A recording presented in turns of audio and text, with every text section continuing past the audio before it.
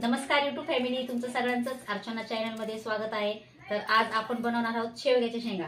त्यासाठी बघा इथे मी शेवग्याच्या शेंगा घेतलेल्या आहेत आणि हा मसाला पण तयार केलाय मी। आपला व्हिडिओ काढायला कोणी नव्हतं म्हणून मी तुम्हाला दाखवलं नाही मसाला भाजताना। इथे मी मसाला घेतला आहे, कांदा, अख्खा मसाला, सुकं खोबरं, शेंगदाणे, लसूण आणि कोथिंबीर हे सगळं आपण भाजून घेतलेलं आहे। आता मी याला पटकन मिक्सर मधून ग्राइंड करून घेणार आहे। तोपर्यंत ह्याच्यामध्ये आपण शेवग्याच्या शेंगा थोड्या वाफेवर करून घेऊया। तर घेते मी गॅसवर टाकते शेवग्याच्या शेंगा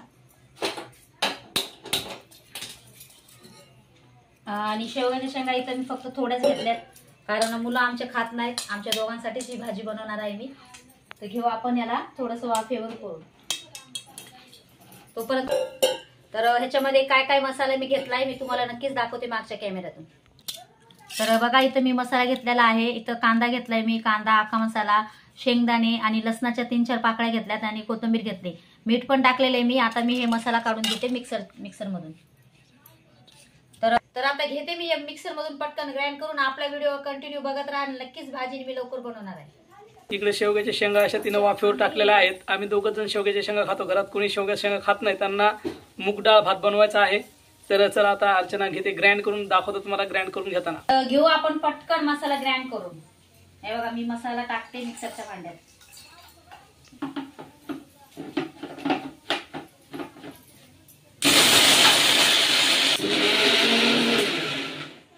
आपला मसाला ग्राइंड करून झालेला आहे। घेऊ आता आपण पटकन भाजी बनवू।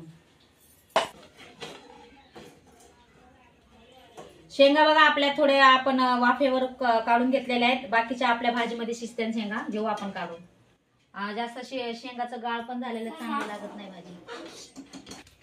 तर बघा आपण कढई गॅसवर ठेवलेली आहे आणि तेल पण टाकलंय आपण। तर आपलं तेल तापलेलं आहे आणि हे बघा हा मसाला करा ना इकडं। हा मसाला आहे लाल एव्हरेस्ट आणि हा आहे मॅगी मसाला।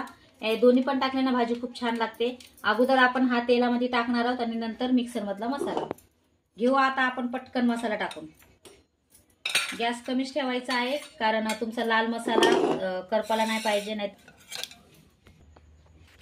घेऊ आता आपण हा मसाला टाकून।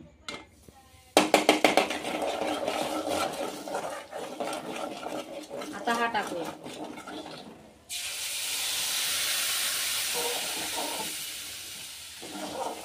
बघा बघू शकताय तुम्ही आपण दोन्ही मसाला टाकलेला आहे। आता आपण याला छान असं फ्राय करून घेऊया। तोपर्यंत आपण ह्याच्यावर एक प्लेट झाकून ठेवूया। तर बहिणीनो भावांनो आपण सगळा मसाला टाकलेला आहे। आता आपण मसाल्याला छान असं फ्राय करून घेऊया। तोपर्यंत आपण त्याच्यावर एक प्लेट झाकून ठेवूया। भेटू आपण आपला मसाला फ्राय झाल्यावर।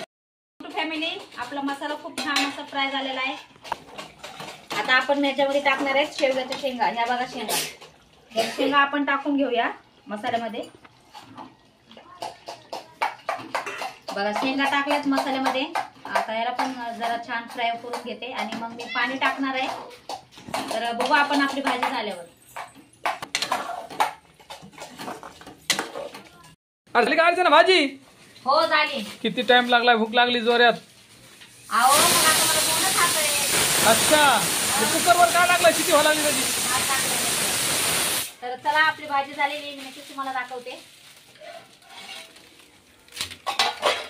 बघा बघू शकताय तुम्ही YouTube फॅमिली, खूप छान अशी आपली शेवग्याच्या शेंगाची भाजी झालेली आहे।